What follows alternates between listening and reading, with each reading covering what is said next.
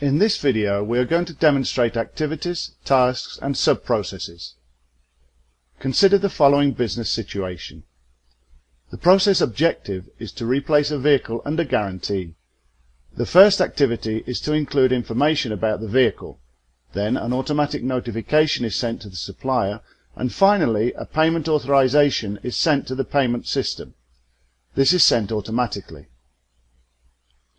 In this process there are the following activities: include replacement vehicle information, notify supplier, send payment authorization to the payment system. However, in this process there are some activities that are carried out with human intervention and others that are not. The first element considered in BPMN is activities. Activities are represented by rounded rectangles, represent the work performed by an organization, uses resources such as time or human resources.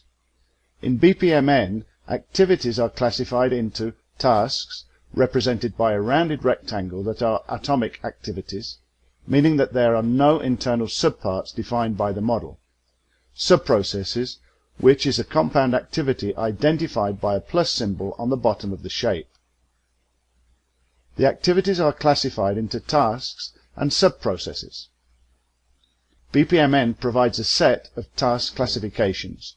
Some important tasks are the user, script, service, send, receive, manual task.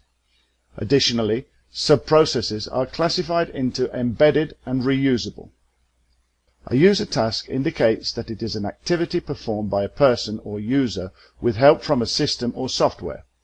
A service task is an activity performed by a system without human intervention, i.e. an automatic activity.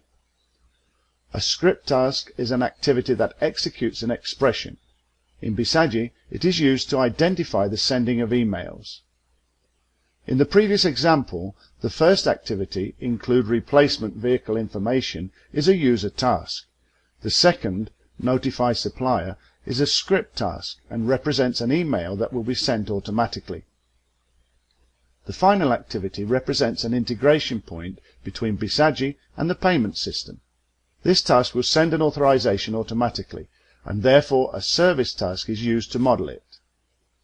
In this process, the suggestions process, most of the activities are user tasks because they are performed by a user with help from a system. For example, a user will register a suggestion in the application or system. The inform response to client activity is the only script task that represents the response that will be sent by email automatically. The second type of activity is the subprocess. A subprocess is a compound activity included within a process. It is complex, given that the figure includes at the same time a collection of activities and a logical sequence that indicates that the activity can be analyzed at a more detailed level. A subprocess can be represented either collapsed or expanded. When it is collapsed, the subprocess detail is not displayed, while when it is expanded, the subprocess detail is displayed. In the following example, the A subprocess is instanced followed by either the D or E activities, according to a decision represented by a gateway. Is this correct? No, this is not. In this process, the sequence flows across the subprocess boundaries. This is not possible. The sequence flows cannot cross these limits. One possibility to model this is: the parent process has the start event, and then the A subprocess is instanced. The subprocess has its own start and end events. After finishing the subprocess, the decision is taken based on process data to continue with the following activity. One classification of the subprocess is embedded, that signifies the subprocess depends completely on the parent process. Reusable is a defined process like another business process diagram that does not depend on the parent process.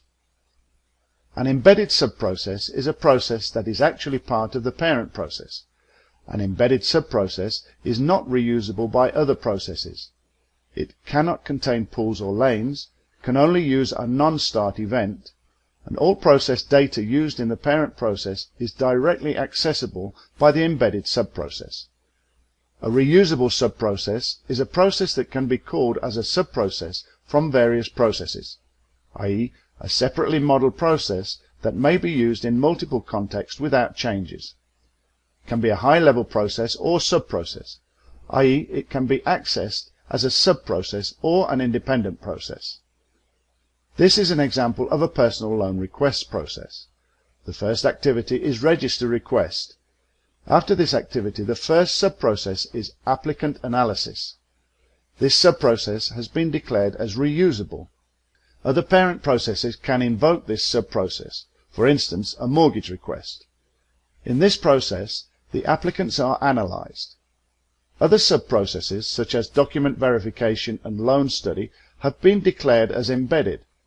For example, the loan study subprocess has a particular structure that only applies for personal loans and will not be reused. This is part of the parent process. Thank you for your interest in Bizagi, the solution preferred by BPM experts.